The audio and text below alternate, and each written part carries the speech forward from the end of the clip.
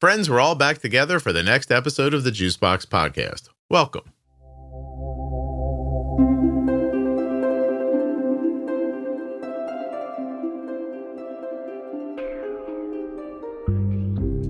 Hi, I'm Lauren Wood. I'm an entrepreneur, and I have had type 1 diabetes for 44 years now. Check out my algorithm pumping series to help you make sense of automated insulin delivery systems like Omnipod 5, Loop, Medtronic 780G, twiist, Tandem Control IQ, and much more. Each episode will dive into the setup, features, and real-world usage tips that can transform your daily type 1 diabetes management. We cut through the jargon, share personal experiences, and show you how these algorithms can simplify and streamline your care. If you're curious about automated insulin pumping, go find the Algorithm Pumping series in the Juicebox Podcast.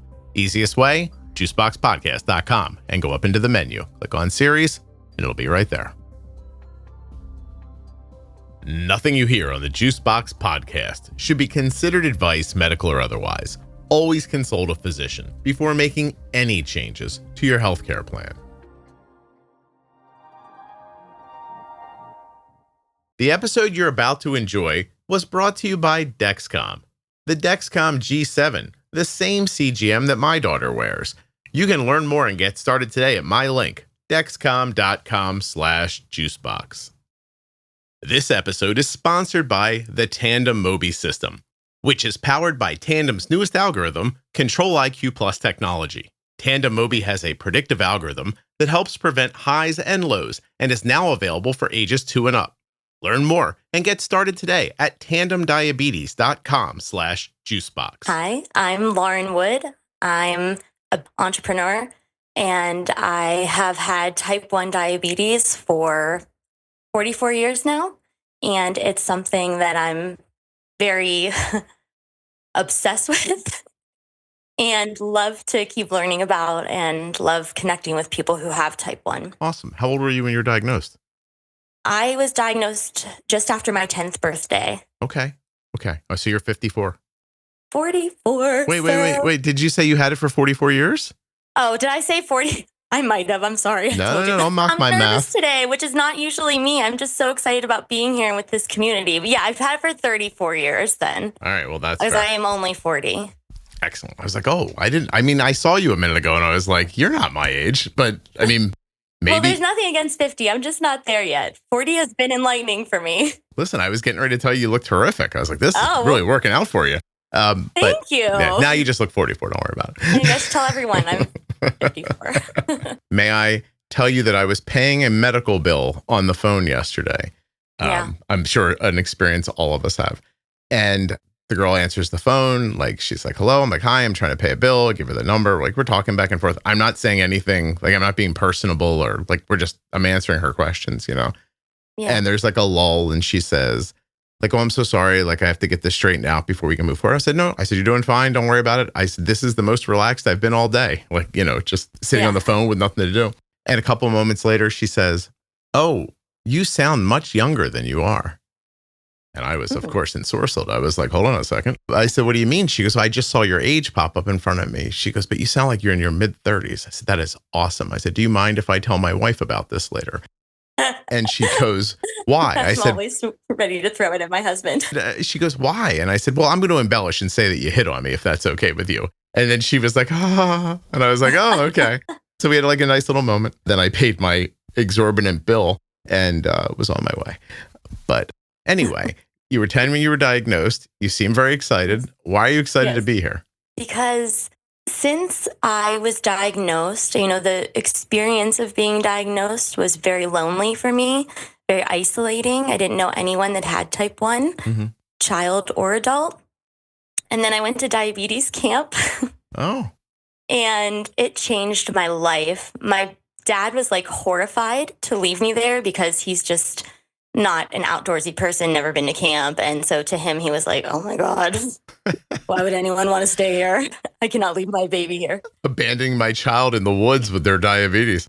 Yeah, exactly. This does not, and like, not sure of how it was all going to go, but I mean, they picked me up later that week and I was the happiest I had been in a long time. It just feels so good to connect with other type 1s. And so recognizing that early on, it's been something that I continually seek out and never disappoints. Can you like give me a little more context? Like what's an actual like real world experience that happens during the connection that fills you up and lets you feel good and wants you to come back and do more? Like I was at an event with my kids and spotted someone with a Dexcom on, a woman with a Dexcom on. So everybody knows when this happens to me because I will like zone in. I'm like, I gotta go. And my husband knows just to watch the kids and he'll either track me or I'll be back eventually. But I go tap that person on the shoulder and like, hey, I see you have a Dexcom. I do too. I have type 1. Do you? And how, and just start talking to them. And I usually end up leaving with a phone number and an opportunity to connect again sometime. And it leads to some nice friendships. I mean, my best friend, which sounds kind of silly in your 40s, but my best friend, but he is my nearest and dearest friend I met at diabetes camp. And so I know firsthand that those relationships where you don't have to say it all and someone will still be understanding of 100% of it is really special. And that is something that I just continually seek out because of the ease in that. Your closest friend in your mid-40s is someone you met at diabetes camp when you were 10? Yes. No kidding. Yes. Oh, that's awesome. Ross. Hi, Ross. Hey, Ross. What's up, man? He's so special to me. We created a scholarship for our camp to send kids to camp because when I was a counselor, I had the parent of one of my favorite campers came up to me and said, thank you for this week. I know she really loves it and values it. Oh, but I'm not sure if we'll be able to send her next year. It's really getting exorbitant and out of our budget. And you can hear I'm still emotional about it today. Yeah. It broke my heart. Ross and I had been friends for all these years and we've gotten along like a house on fire since we first met, and we just have so much fun together. And we both really valued our time at camp when we were old enough and, making our own money and things were going well enough that we could afford to set some money aside. We decided to set our own money aside and then also to fundraise with our friends and family and community. And we were able to send 8 kids to camp for a few years. So that was really beautiful experience. So it's interesting you bring this up because I've this year had this experience and I haven't had it in the past. Somebody came on from Camp Sweeney to be on the podcast, and it's a gentleman that runs the camp, and he was infectious, like how excited he was about it. And he had been doing it for so long that you realize like this is a thing he believes to his core, or I mean, he wouldn't be doing it for this many decades, Yes. And he says, you could give away a spot at camp on the podcast. And I was like, oh, that's terrific. So I went to one of the sponsors to US Med and I said, I'm giving away this spot at the camp. Would you give one away too? And they were like, absolutely. So I got to give 2 away. And I was like, that's great. Now, the course of giving away the camp, drew a lot of attention to the camp. So the camp came back and said, hey, would you like to give away another one? And I said, yeah, sure. They said, we have, just like you, somebody who loves the camp, who wants to send a kid to it. So we have another spot to offer. And I was like, all right. So I called Omnipod and I was like, hey, I'm giving away a spot at Camp Sweeney. Do you want to give one away? And they were like, yeah. And I was like, all right. So now like suddenly I've facilitated 4 kids going to camp. And then I have goosebumps. Yeah, it's great. And then he came back to me last month and he was like, you want to do 2 more? And I was like, right on. So I'm picking the winners today. Oh, That's why I can't believe you said it like that, because it's my to-do list today says cruise follow-up, because we're setting up the cruise still and I'm doing some things for that. And then pick the giveaways, pick the giveaway winners sitting in front of me, make the podcast. I also have to eat lunch. I'm doing other things, but these are the things that I need to get done today. And yeah, I can't believe you said that. But synergy. So what does that process look like for you? What do you mean? How are you choosing? Oh, well, that's interesting. Because to make it fair, you just want it to be random, right? Yeah. So you take everybody's emails, you put it into a document, you feed the document into ChatGPT. No, I don't roll that way, but that's nice. Yeah, but hold on. You feed it into ChatGPT and you say, look, these are entries into a contest. I need you to pick 2 winners. It needs to be absolutely at random. And then it spits 2 out. You'd be surprised how many times I send an email and say, hey, you won, and nobody responds back. It happens more than you think. So The people who won so far don't know it, but only 2 of the 4 were the first choice. Okay. Yeah, so they kind of got double lucky. Now, but here's why your question, and I think this is where we're getting to, is that I don't ask for people to tell me like why they want to go to the camp, but they send that information when they send in. Mm-hmm. Mm-hmm. And then I read them, and then you're like, oh, well, how am I going to like I should pick one of these people.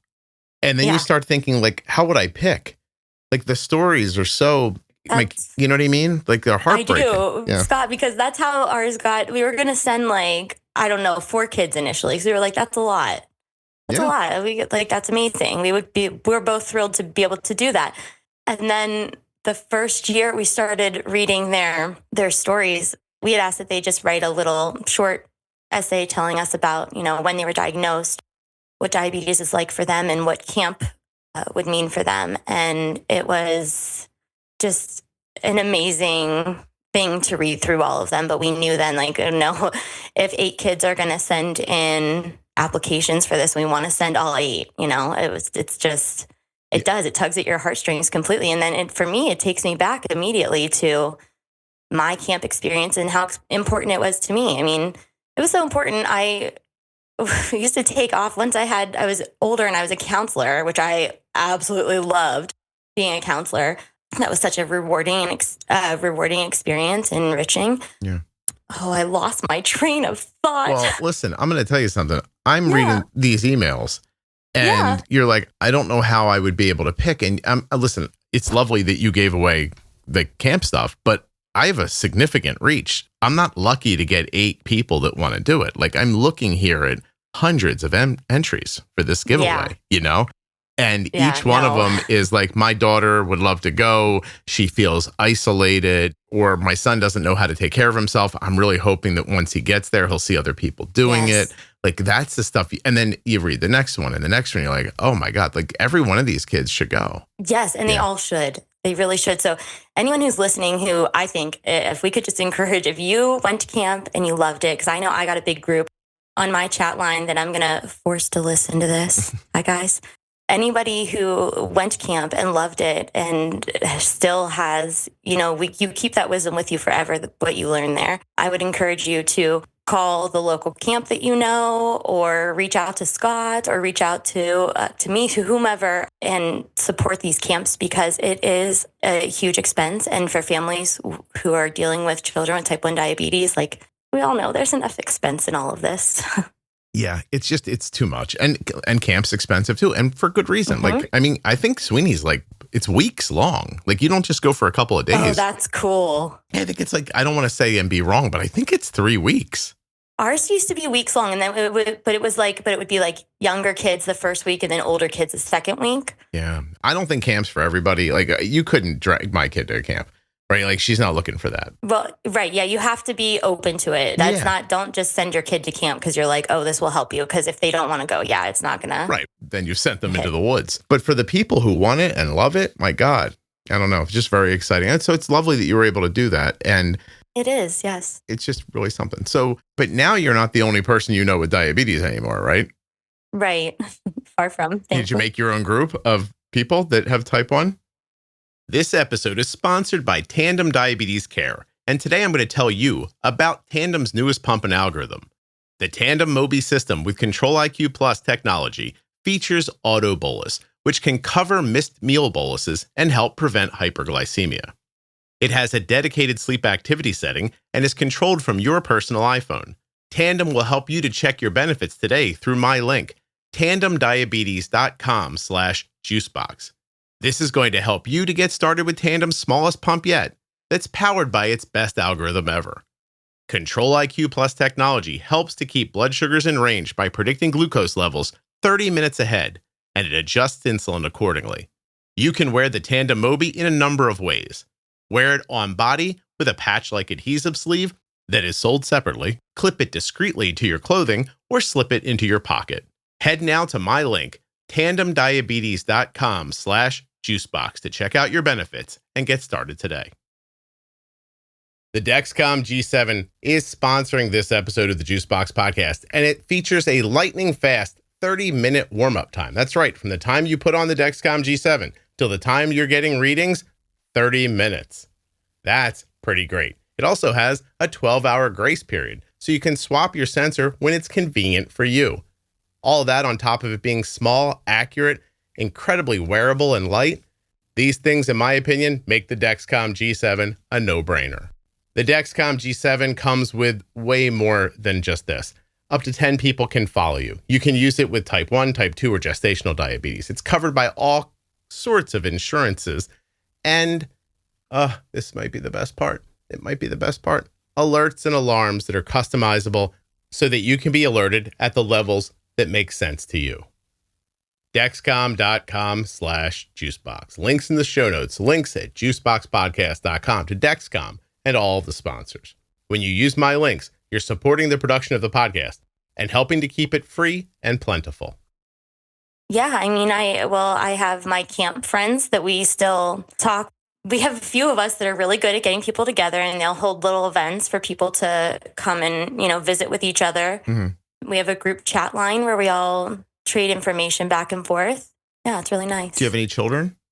I do. I have 3. 3 kids. And is there any other autoimmune in your family? Not with my children so far. Good. They are 11, 7, and 5. But my brother was diagnosed with type 1. Later in life, he was like almost 30. And my dad has type 2. That's, yeah. Hey, listen, this is going to sound strange, but you keep talking. I have to put my shoes on. I'm wearing tans. I can't believe I'm saying this out loud.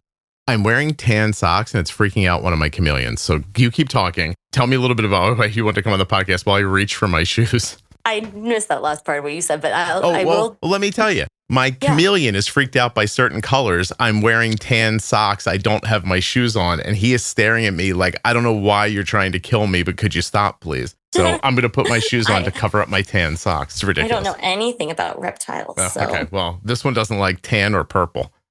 Oh, anyway, interesting. Go ahead. Why did you want to come on the podcast? Well, I don't want anyone to feel alone in this. Sometimes I'm on the Juicebox Podcast Facebook group.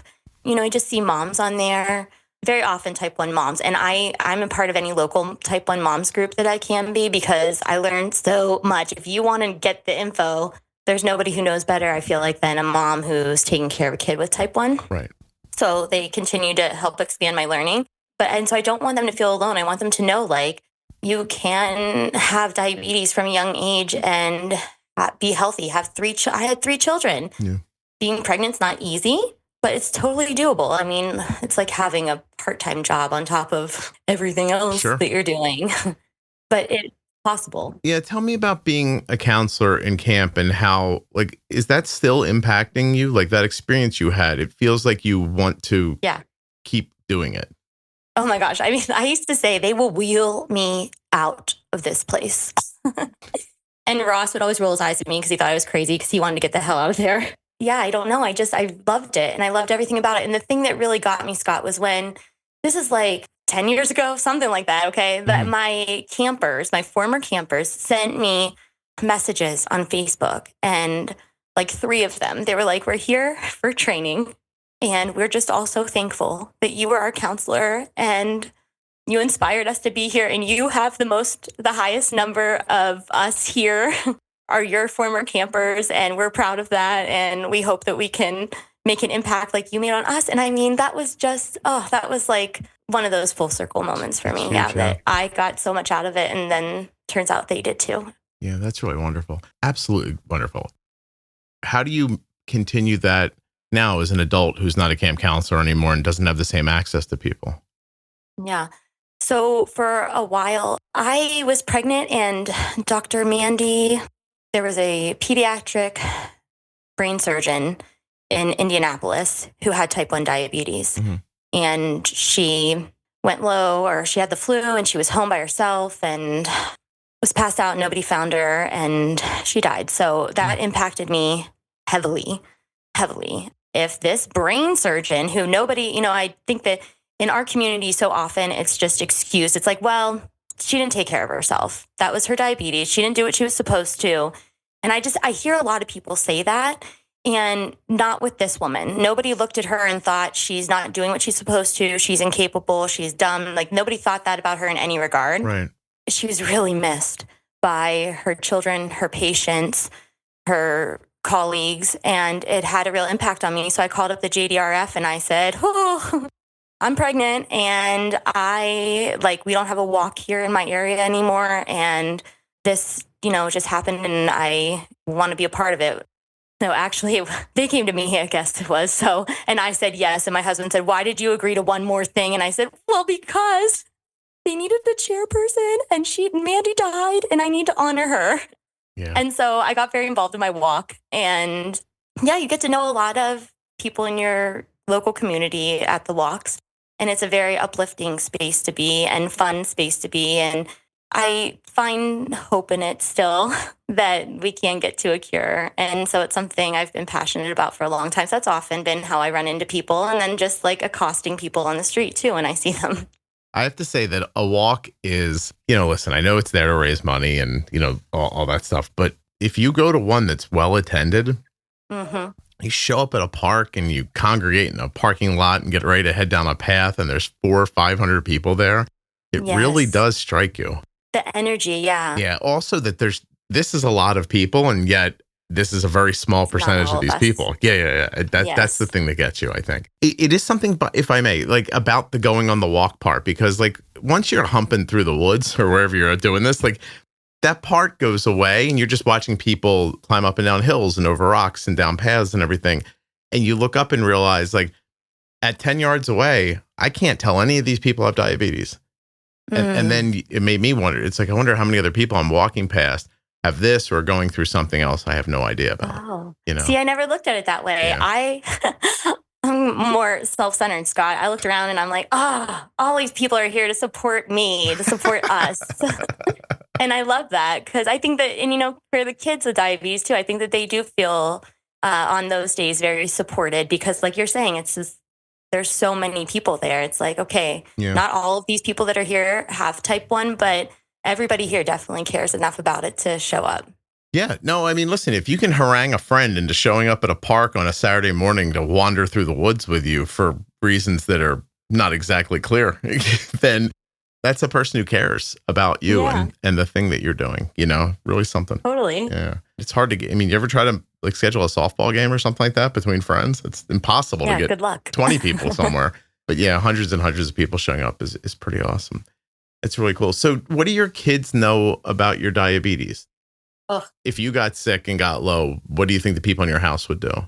Oh, they're amazing.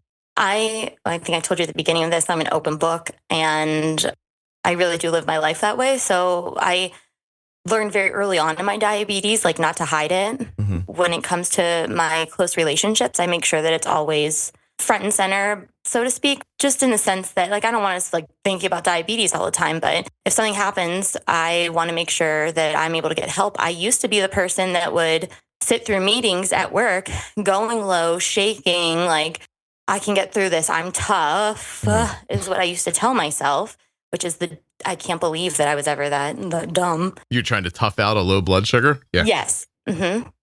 And that was before Dr. Mandy too, before she passed. But with my kids, it's like, okay, I know better now. I know how to ask for help. And so for them, it either looks like they help me get snacks. Sometimes they'll help me treat my low. They know they know juice boxes are for mommy.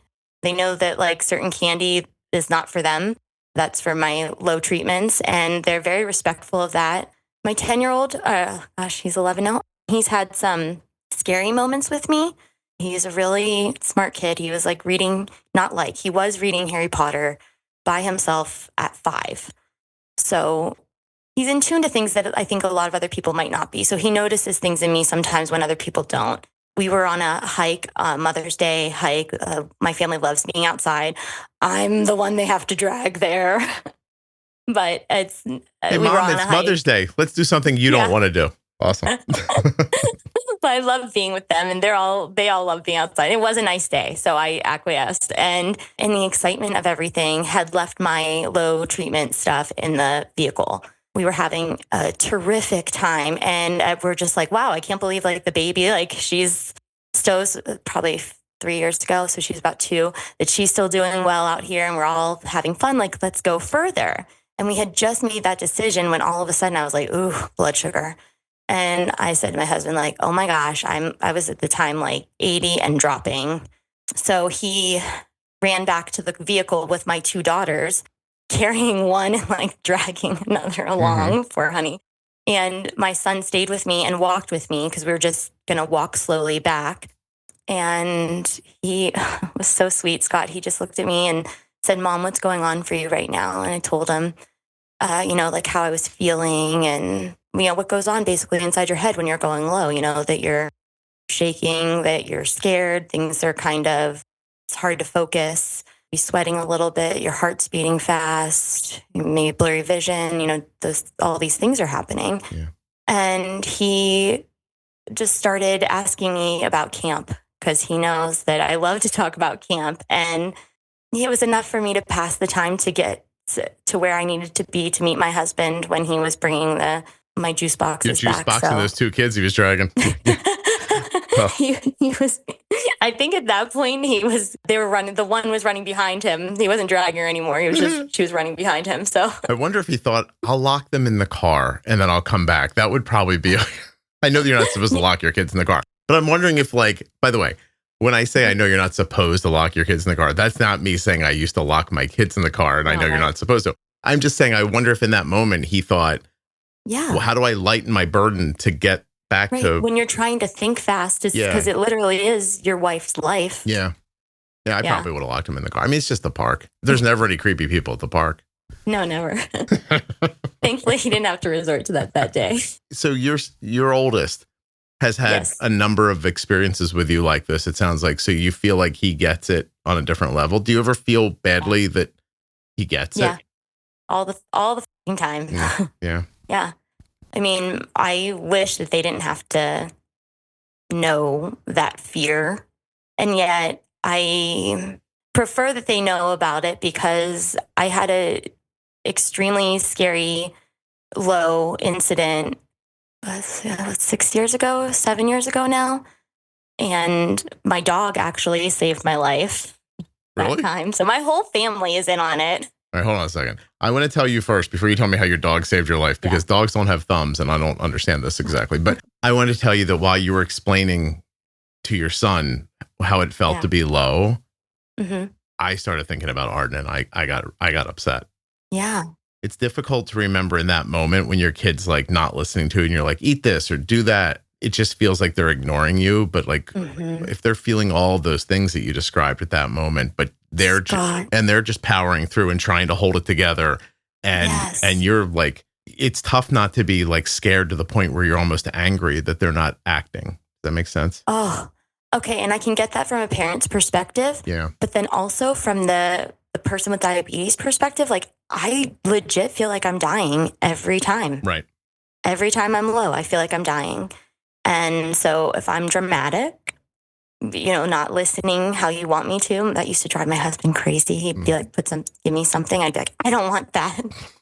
But I mean, it's just, we're not being defiant. It just really is your brain shutting down and you're doing the best you can. And and I know that better than anybody. I've talked to 1,000 people, but exactly. Still, while it's happening, there is part of you that goes like, oh, I'm sorry, Gushers aren't the right candy. Right. You know what I mean? Right. You're like, oh, I didn't realize I brought the wrong candy to save your life with. That's why I have to be honest with you. I'm a proponent of if you send me for something, I come back with a fistful of options, if that's possible.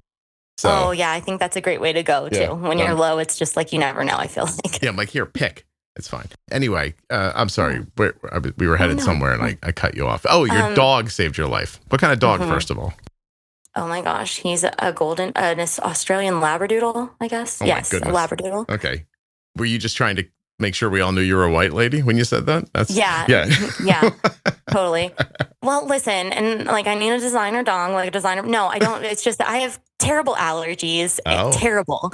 And this is like the only kind of dog that doesn't make me go crazy. So good. Oh, well, that's awesome. Remind me after we find out how this dog saved your life. By the way, this better be a good story. It is. After that, I want to hear about the allergies, and I know you have ADHD. I want to hear about that as well. Yeah, that's why I've been skipping around so much too. Tell me about the dog.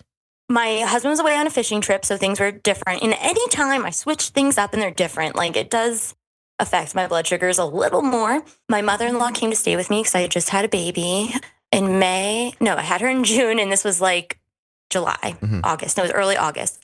So she's staying with me to help out because my husband's on this fishing trip with his dad and his brother. And I wake up on the couch. I'm passed out on the couch and I don't know what's going on. And I like look down and I see a bottle of formula at my feet. And I'm like, oh my God, because it's something that we kept in the fridge. And I'm thinking, where's my baby? Yeah. And then I just passed right back out. Every time you wake up, you have to get your bearings about you again, you know? And so I would wake up and be like, oh my God, what is happening? And then look around and be like, okay, you're okay. Am I okay? Like, what do I need to do? And I was like, okay, I need to scream for help. And then I tried to scream and it just came out like, I had no exertion. I could not exert anything into my voice. I tried to get up and I fell. My legs were not working. And I thought, oh my God, I'm going to die here. And where is my baby? And I passed out. Like, Scott, I couldn't tell you. I mean, maybe it was 10 times, maybe it was 4 times, maybe it was 10 minutes, maybe it was 3 hours. I have no idea. Coming in and out of consciousness. Yes, I am entering in and out of consciousness. And every time I wake up, I'm so thankful that I woke up and I'm like, I can't let that happen again because I don't know if I'll be able to wake up again. So every time I'm like, okay. And I try to get myself back as soon as, like, quick as possible so that I can figure out what I need to do to save myself and potentially my baby, because again, I don't know what I did with her. And then I'm on the floor and I can't move and I'm trying to crawl and I'm falling. And like, I'm a person who has a lot of energy, a lot of excitement, I can see the good in things. And I started to really get scared because I was like, I don't know how I'm going to get where I need to get, I was in my family room, which is right next to my kitchen. So it's not. Yeah. I don't know how I'm going to get 15 feet to save my life. Exactly. Right.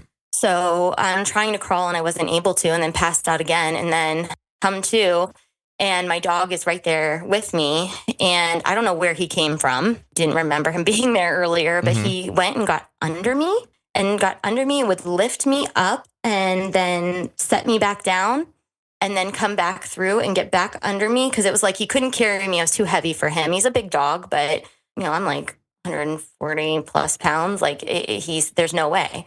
But he lifted me and was able to get me far enough that that 10 or 15 feet to the kitchen where I could get my juice boxes. And I couldn't even find that because you're so low. You're just so disoriented. I couldn't find what I needed. And so I knew there was sugar in the cupboard next to my stove. So I went to get that. I couldn't stand up.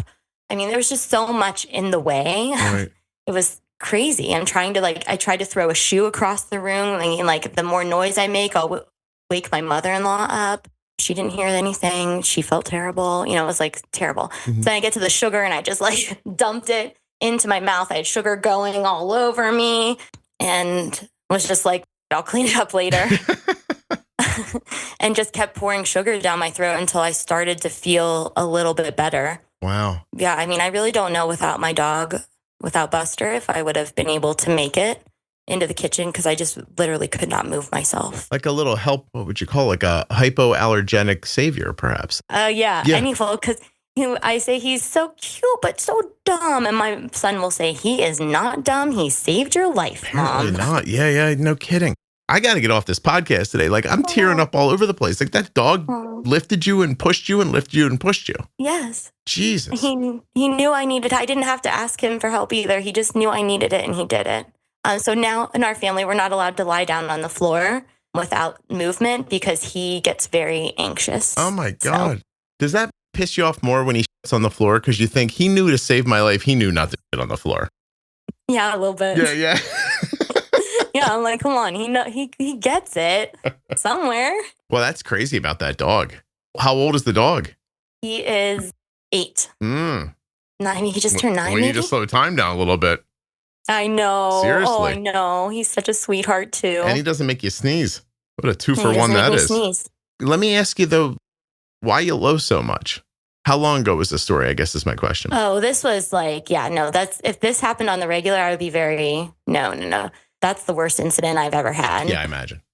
Ever. What was your management then? Were you like on a pump, MDI? Were there CGMs at that point? Like all that? I was on a pump then. I'm MDI. I just have been MDI for a little bit. I need a little break from it. I had never been on a break from my pump. I've been on it since college. And so I was like, I need to give my stomach a little room. So at this time, though, I think I was on a pump, though, at this time. But not an automated system, like nothing that was trying to. No, this was before that. Yeah. Yeah. While you're low and it's still giving you your basal. It's like, oh, here's some more.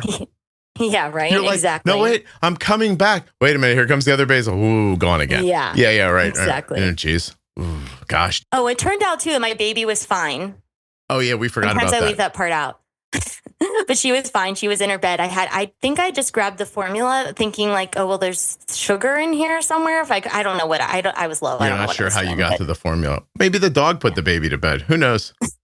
Maybe he did. She was safe in her bed though. So I've got to give him mad props. He was like, this lady's drunk. I'm going to put this kid away and then I'll come back and check. What's the aftermath of that? Like, how do you re-examine your life? I'm so glad you asked that. Yeah. The aftermath of it was intense.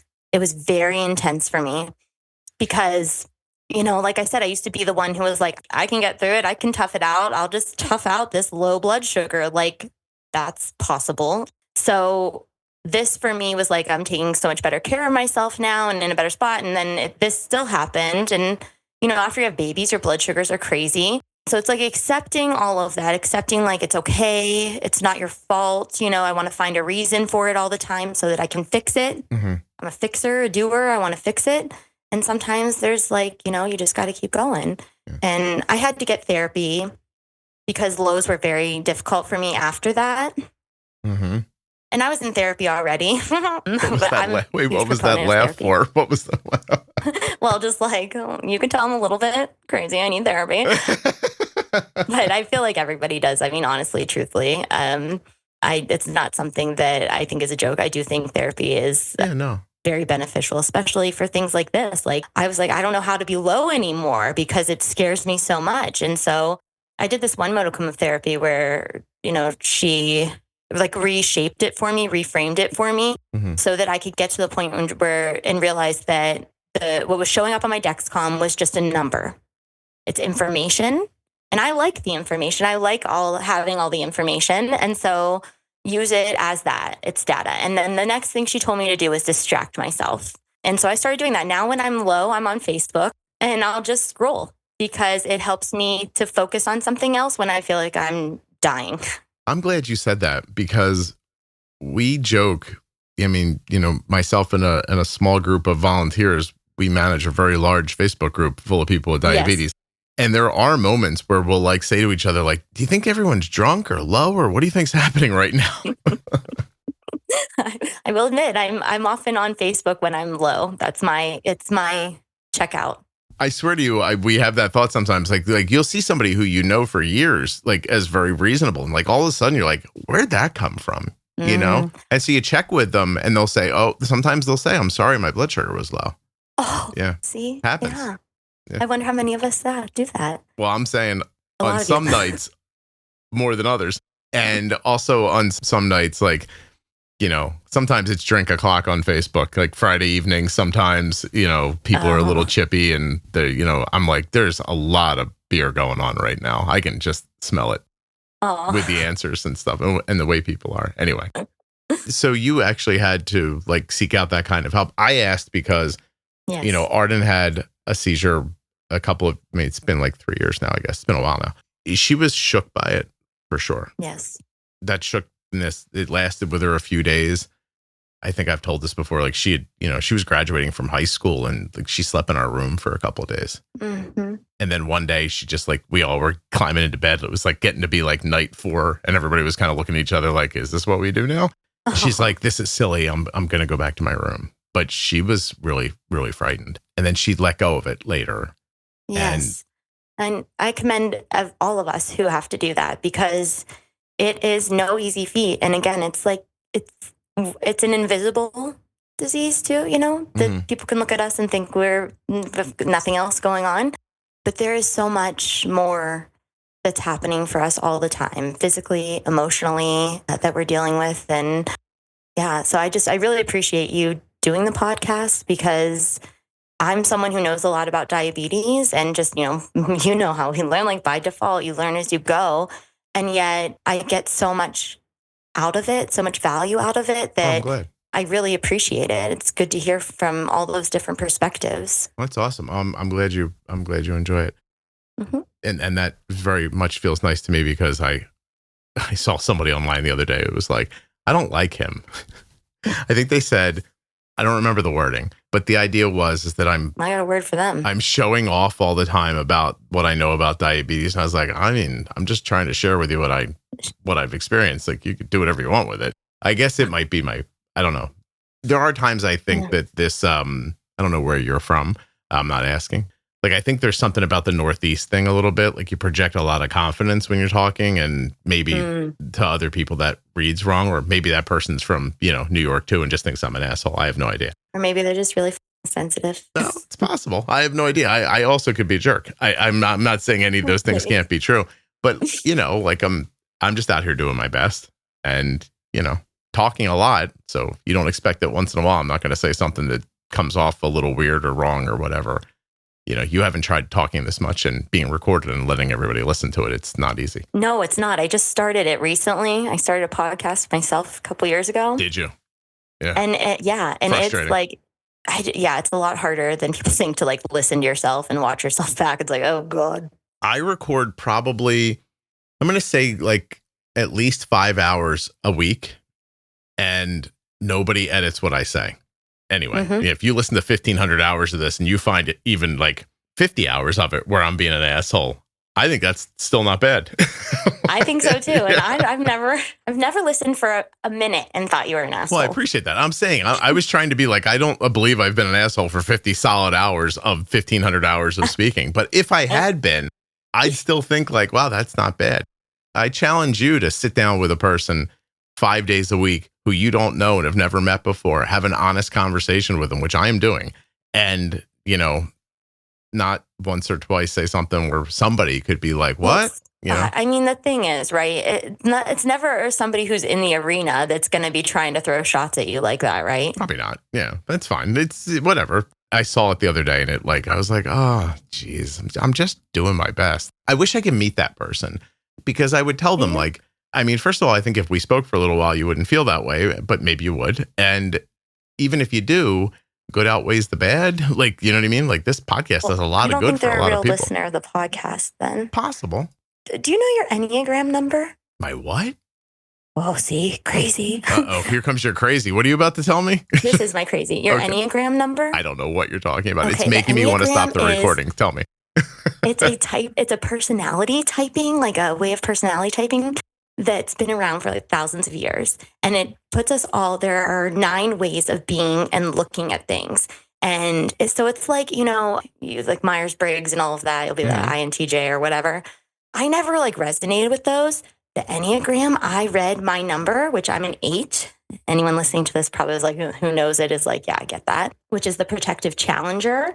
And I just identified with it so quickly that I was like, I need to learn more about this. Now I incorporated it into my business practice, and because I'm just like obsessed with it, which happens with ADHD too. And it helps me so much in relationships. And it's just interesting too. Like, as I hear you talking, I like hearing what's important to you a little bit. It's like, oh, I wonder what your number would be. So if you ever take the test, I'll email it to you. It's easy. It's like 10 or 15 minutes to take, and you just go with whatever your gut answer is, and it'll tell you what your Enneagram number is. And that's not like the way to tell. Then you read through it and see if that you identify with that, et cetera. So, listen, if I find 15 minutes, I'll do it. Send it over. Okay.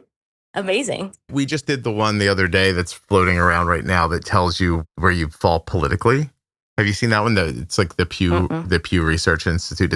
It's all over I was going to say the internet. It's been everywhere on the machine. It's like when my wife says that, like the kids are like, look at this. And they go, my wife almost every time goes, do you know that person? My kids are like, we don't know everyone on the internet, Mom. I know a lot of people, but she's like, I thought you were showing me somebody you knew. And it's always, I said to Kelly one time, like, stop asking that question. But it was interesting because we took it and everyone in the house scored the same, which was interesting. because there's younger kids and older people. And then I gave it to my neighbor who leans a certain way. And he got back to me. He said, I think this more aggressively put me in a direction than I actually am. And I was like, oh, it's interesting. So it's just fun to do stuff like that. So I would do it. I believe I know I think I'm a Gryffindor too. Okay. Because for a while, Arden was big into those quizzes. Also, I wanted to ask you with your this is a little deeper than are you in which house are you in? I don't know. Is it? It is. It is. It dives into each type's core fears and core motivations, which really tells you a lot about a person. And it just helped me to calm the down when I'm dealing with people who don't think like me, it just makes it a lot easier to realize, okay, this is how they deal with things and it's all right. Yeah. What did it teach you about yourself that was helpful? Oh, it helped me calm down. Why? Because Enneagram 8s are very assertive, very angry. Not very angry. It's just that I'm very comfortable in anger where most people are not. Mm-hmm. And I'm also assertive because if somebody, Scott, is beating up on you and I feel like you you're got the weaker protective one of in me. that. Yeah. You got protective of me when I was telling that story. Oh, well, see, I mean, that's just what I'll do. If there's somebody who's coming after someone who I know or am associated with, I always will fight for that smaller person because I'm like, what are you doing? But very often, interjecting myself like that into other people's business was not always well received, even by people who really love me. They would be like, what were you doing? Why did you do that? And I would be like, well, you needed somebody to stand up for you. And they were like, well, yeah, but not like that. You didn't do it the way I was going to do it, which was not by yelling. Not as I'm just really intense too. It's just 8s have an intensity about us. So it was learning that was okay, I can back it down a little more and still be very helpful to people, but maybe in a way that they will receive better. Okay. Yeah. Oh, awesome. I'm glad it helped you. Have any of your other pets done anything magical or was it just the dog? I don't have any other pets. Are you talking about a chameleon or whatever? No, listen, you got to know that this chameleon completely relaxed when I put my shoes on. Good for the chameleon. He was frozen in fear, staring at my feet. I feel bad for that. I do too. Sad. I do. His colors completely changed. He was he couldn't move. How big is that thing? He's still growing, but I'd say he's about 2 feet from the tip of his nose to the tip of his tail. Oh, what? Yeah, he's awesome. He's very gentle and and easygoing. Yeah. I guess reptiles are for some people. I want to be clear. If he was bitey or flighty or ran around like crazy, I wouldn't care about that at all. I wouldn't want to be involved in that. What I like about them is that they're very slow and methodical and careful. I genuinely I'll turn and look at him a couple of times a day and it's relaxing. Because he's going to move, 4 feet across from one place to another. And it might take 45 minutes. Oh, it's just nice. And he's chill. He is not in a rush and it helps slow me down a little bit too. But well, that's good. Yeah. Anyway, I covered my feet. His colors changed immediately and he went back to his life. He was like, I don't know what about that color gets him, but I have a tan sweatshirt I can't wear into this room. That's so interesting. I never knew that reptiles, I think he's a reptile, right? Reacted to color like that. He is a reptile. All right. So I'll take my Enneagram test if you send it to me. Enneagram, yes, I will get it to you. Also, I wanted to ask you, because of your last name, do people ever look at you and go, Wood, Seeker? That ever happened to you? No. Because of Harry Potter? Isn't there a line in Harry Potter where she says Wood, Seeker? She tells him he's a seeker in the game they play? I don't know. All right.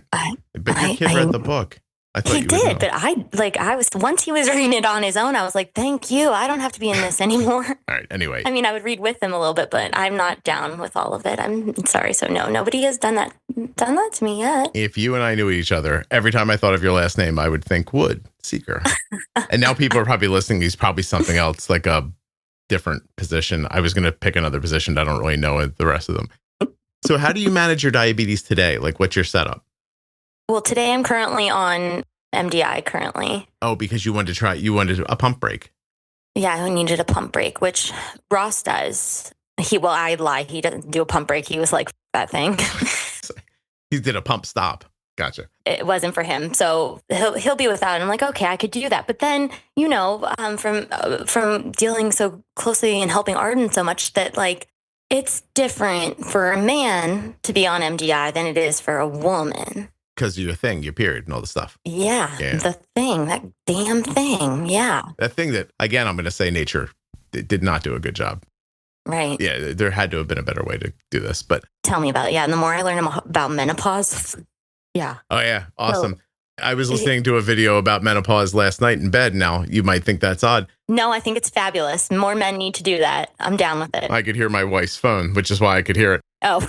And the description was like horrifying. So, yes. Yeah, I was like, awesome. And perimenopause can go on for 10 years. Yeah. 10 years.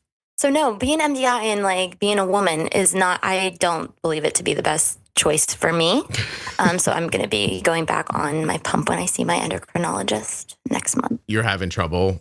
Yeah, because it is a pain in the hiney. It's a lot more work for me to keep up with during my hormonal cycle, because it's not just the week of my period, as you know, like it's the week leading up to it, it is during it, and then it is recovery kind of after it. My insulin needs change through the whole thing. Then there's that one great week. Yeah, and then that one perfect week. And, during that 1 week, it is fabulous. It's very easy to, it seems easy to manage then. Listen, Arden's not even 21 yet, and she's railing against being a girl almost every time she walks through the house. She's like, you really don't understand what this is like. I was like, I have known your mom for 30 years. I don't know firsthand what it's like, but but then, though, I am going to argue that it is, for women who have type 1 diabetes, it is worse. A whole new ballgame. It's just like being pregnant, like where it adds on a part-time job for you. That whole week, you have like another part-time job that you're attending to. I wouldn't argue with that for a second. Yeah, you better not. No, I've already figured to stay on your side, because when you're on my side, I'm protected. Yes, exactly. Yeah, I don't need to be yelled at. I've been married a long time. There's a lady taking care of that. You don't have to do that. Yeah. She's got that all. Actually, when Arden gives me trouble, I go, whoa, hold on, slow down. I take this from your mom under protest, but I don't need two people doing this. Right, yeah. I know I'm wrong and I'm stupid. You don't need to tell me. I got the memo. You got the memo, loud and clear. Oh my gosh. But when you go back off MDI, we'll go back to the pump you had. What was that? I don't know. I mean, I was on the Tandem with the Control IQ. And did you like that? I loved it. All yeah. Right. But you're not sure that you'll go back to Tandem? Well, I am always wondering if that Mobi option looks interesting to me. I mean, tubeless is interesting, but since I started with a tube, I don't know. The tubeless also seems like, for me. A little. Isn't that interesting? Tubeless seems odd to you because you've had tubing. Yeah. Interesting. Mm-hmm. Like, what are your goals, your A1C goals? Oh, my A1C goals would be to be like, I heard a woman that you talked to, her episode aired a few weeks ago. I think that she was talking about, she was a 6 or under a 6 while she was pregnant. And that's how mine was. I got to the lowest A1C I've ever had while I was pregnant. Mm-hmm. So I know it's possible. It's amazing that it's so much easier to do when you're doing it for someone else's benefit. Yeah. And I hate to say that, but my goal would always be to be in 6. Okay. There's new options. There's the iLet pumps out now where you just announce your meals. The iLet Mobi? Mm-hmm. No. Mobi is Tandem. Tandem Mobi. Tandem. Oh, okay. iLet is what then? iLet's the one where you just say, I'm having breakfast, lunch, or dinner. It's like an average size meal, smaller than average or larger than average for me. And then that's it. You don't interact with it at all after that. That sounds dreamy. There are people who are talking about they're keeping a 7 A1C with it. And there's people who are doing better with it. But that's all that has. They're working on a dual hormone pump. I mean, I don't know if they'll ever get it to market, but I think they have a goal to have a dual hormone. The twiist pump is coming out next month. I saw that recently. Yeah. So that's going to be. Yeah. I mean, I'm open. Yeah. That's the loop algorithm as presented by Twiist. So it's Twiist with loop. I think they call it the Twiist loop algorithm. And there's Omnipod 5. There's regular Omnipod DASH. There's Medtronic 780G. All these pumps are, I mean, they're all good. Then they all have benefits that you got to decide which one's, the thing that tips it for you. Yeah, for sure. As far as I need something I think that's going to work with my Dexcom because I've fallen in love with that. Mm-hmm. Hey, listen, as long as you use my link to get the pump, I don't care which one you get. Oh, that's a great idea. Thank you. And at this point, I think I have links to all but one of them. And I got to be honest with you. I thought they'd be on board by now. So I'm not sure what happened there. Listen, just for everybody listening, it'd be omnipod.com/juicebox, tandemdiabetes.com/juicebox, medtronicdiabetes.com/juicebox. And let me just be the first time I say this out loud. Ooh. Twiist with 2eyes.com/juicebox. Just go check them out with my link. You'll support the show. Oh, that's awesome. Yeah, that's all. I appreciate this. Thank you, Lauren. Thank you. Yeah, no, please. You don't have to thank me while I'm doing an ad in the middle of your episode. Well, I'm thanking you because I appreciate the info, because finding out about pumps, that's what I always did at camp. Oh, There was a year at camp where we went from we had one kid on a pump our first year. No kidding. Yeah. And it was probably the worst little to put on a pump too, because he was so like all over the place, crazy. Like he was into everything he could be. Yeah. Did you say he was the worst little Is that what you just said? Yeah, probably. Like if I had to pick one person, like, okay, if we're going to put one person on a pump this year, it just would not have been that kid for me. Okay. It would have been like one who's a little more subdued. Do you remember the kid's name? Don't say it, but do you remember? I don't. No, okay. I don't. I was trying to decide how much of an impact they made on you. I'm sure some of my friends will remember, though. They'll remind me. But that's interesting. That you were 10 years old at a camp. There's one kid that had a pump. No. The pump didn't come till much later. Really? Okay. I was diagnosed in 1991. Okay. Yeah. So the pump didn't make it to camp until I was almost aged out of camp. Really? So. That's the first time you saw a pump at camp was 8 years after your diagnosis? No, I lied, because it had to have been, that was the first time I saw a pump.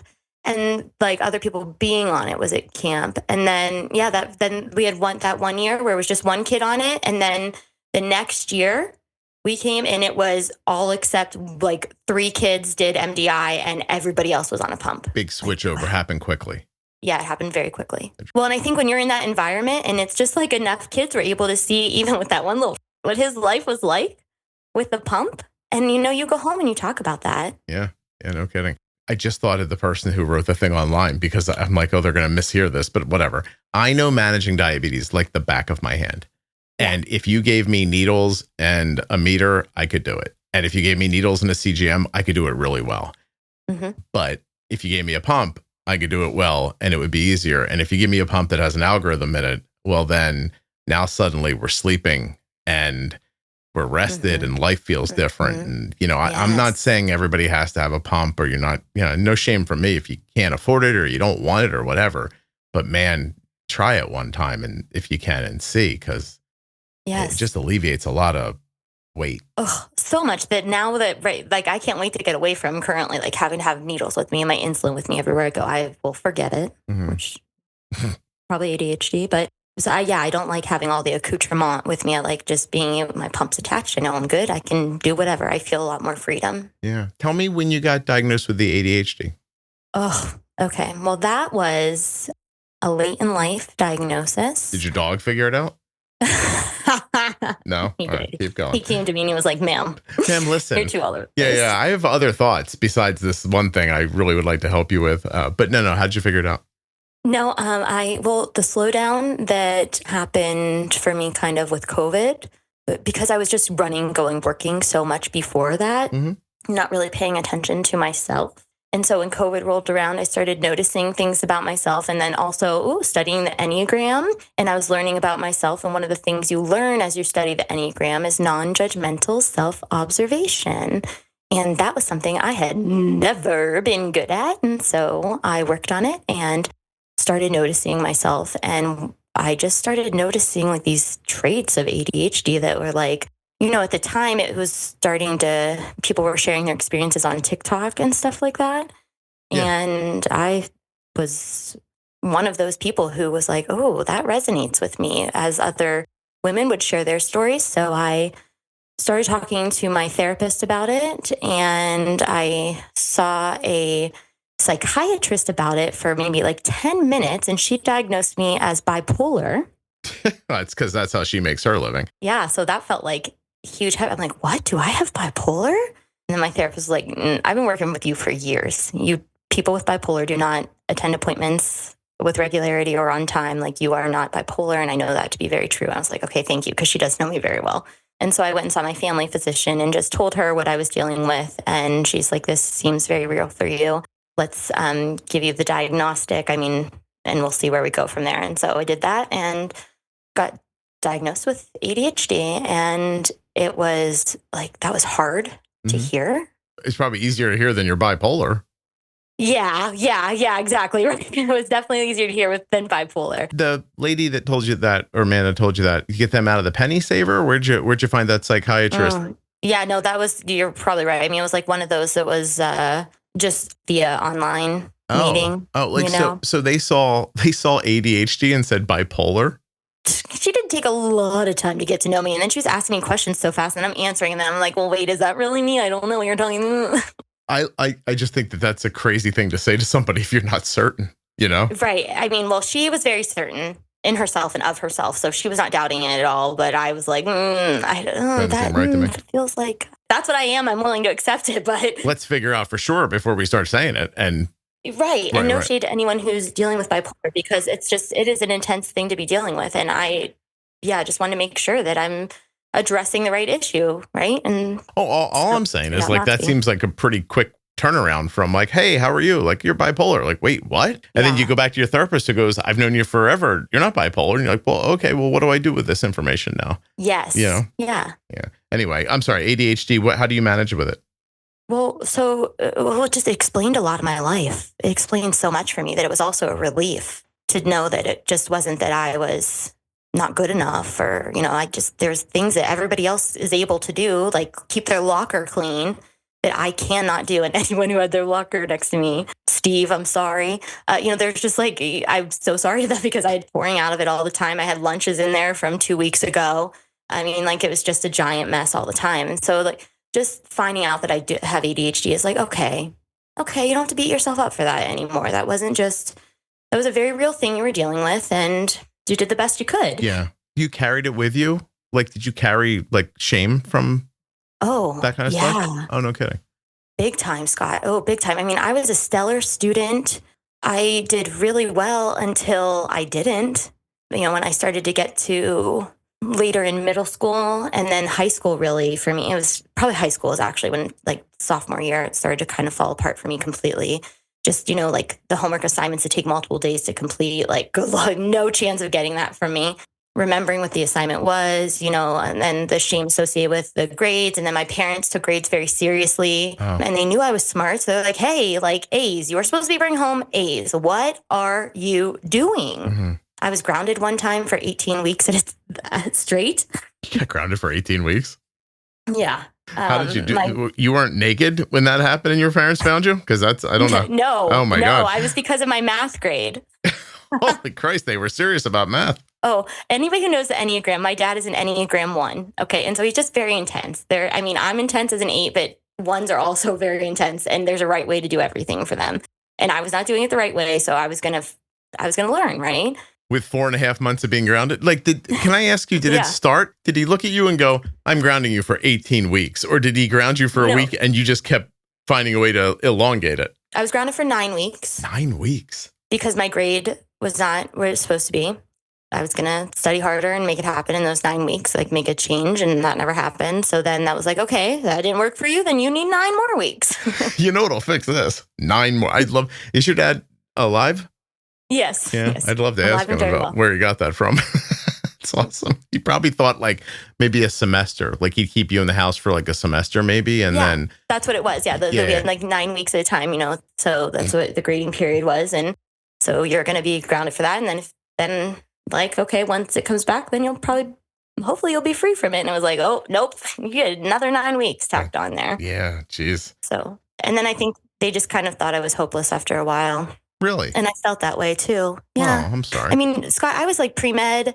I went to Duquesne University as pre-med. I wanted to be an endocrinologist, because anyone who's from the Pittsburgh area is type 1 and had it as a little kid in the mid to late 90s knows, like, there's one specific doctor there, a tiny little lady who just scared the bejesus out of you, made us cry every time that we went.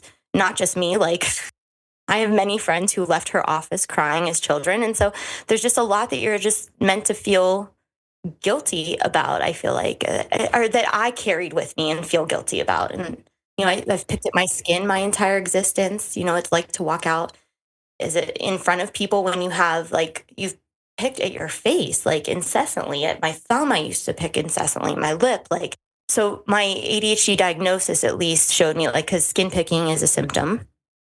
Okay. At least, like, it's not just that you just can't control yourself, but you can't control yourself. And that's okay. You just need more help with certain things. Skin picking. So like to like a sore, to like making it sore or cut or bleed or. Oh yeah. Bleed, like scabs. Yeah. On my face. Like I would get a pimple still to this day. I mean, my face looks better now than it ever has, but that's my goal, is to have a clear face, because I've never in my adult life had a clear face. I've always been the person to get like one pimple a month, as many women know. And I would pick the out of it, and then it would scab over, and then pick, and then pick. And then it's a pimple, but it's there for like a year then, because I can't stop picking at it. Yeah. Wow. And that, you think that's ADHD? No, I know it is. You know it is. Oh, no kidding. Yeah. That's one of the telltale signs. I mean, think about it. Like, no adult woman wants to walk around with like what I have going on my face right now. You know what I mean? Especially, I work in such a professional setting too, that it was like mortifying for me, but I didn't know how to stop it. Like, I didn't know what was going on. I didn't know why I was doing that. And so just the knowing of it though is like very peaceful for me in a lot of regards, and allows me to see things from a different perspective. Like, this isn't something I'm saddled with for life. I know better now, so I can do better with it. Okay. Well, I'm glad you're finding ways to deal with it. Mm-hmm. Yeah. And it's not, listen, I'm not a doctor. This should be said every episode. Is the skin picking, does it come and go? No. Okay. All right. Because attached to bipolar, it could happen, but only usually during like a mania thing. So, or depression. So I was just checking to see if like it happens, then it goes away for a while and then doesn't happen, but it's consistent. It's consistent. Yeah. It's more, it feels like a nervous tick almost. Oh, wow. It sucks. I'm sorry. It's enough. You know what I mean? Like, how many things do you need? Right. Yeah. I know. And yet I have a friend with diabetes who, like in high school, it was me and him, and he was so cool. He played soccer and he had this great hair, and everyone loved him. He was so social and fabulous. And he had type 1 diabetes, and I was like, okay, like this makes me a little bit cool. And now since then he's just there's been so much other shit that he's had to deal with, he's had thrown his way, that it just seems like, yeah, like you're saying, like it gets to a point where like, isn't this enough for us? Yeah. You keep going. I'm good. Thanks. Yeah. Give this one to somebody else. I got my fill. Yeah. Well, Lauren, we're great. I really appreciate you coming on and doing this with me. Thank you very much. It was awesome to talk to you. Did we cover everything, or is there anything we missed? I think so. I think we covered a lot. I mean, we covered so much, and I really appreciate the opportunity to be here. Of course. Type 1 diabetes is something that affects me so deeply, and I care about it so much because it's been so much of my life. And I really, if there's anyone who could benefit from, somebody to talk to or anything like that, reach out to me, because I am always happy to talk all things diabetes. And I just don't want anybody to feel alone, because this can be a very isolating disease sometimes. And as we get older, it's hard to find people. So, well, for certain. Are you still in the group? I'm in the group. Yeah, I'm in the Juicebox Podcast group. Awesome. We put your episode up. We'll make a post about it and tag you, and people can bug the crap out of you. What do you think of that? Oh, fabulous. Good. I hope so. Awesome. All right. Well, thank you. Hold on one second for me. Thank you.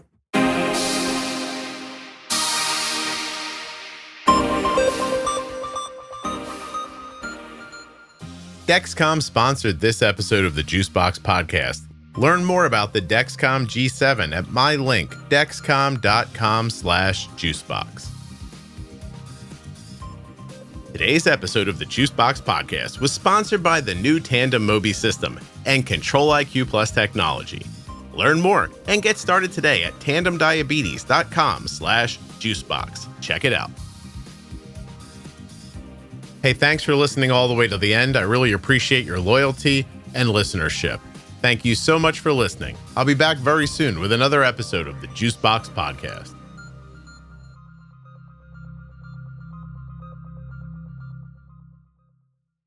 If this is your first time listening to the Juicebox Podcast and you'd like to hear more, download Apple Podcasts or Spotify, really any audio app at all. Look for the Juicebox Podcast and follow or subscribe. We put out new content every day that you'll enjoy. Want to learn more about your diabetes management? Go to juiceboxpodcast.com up in the menu and look for Bold Beginnings, the Diabetes Pro Tip Series, and much more. This podcast is full of collections and series of information that will help you to live better with insulin. Hey, what's up, everybody? If you've noticed that the podcast sounds better and you're thinking like, how does that happen? What you're hearing is Rob at Wrong Way Recording doing his magic to these files. So if you want him to do his magic to you, wrongwayrecording.com. You got a podcast? You want somebody to edit it? You want Rob.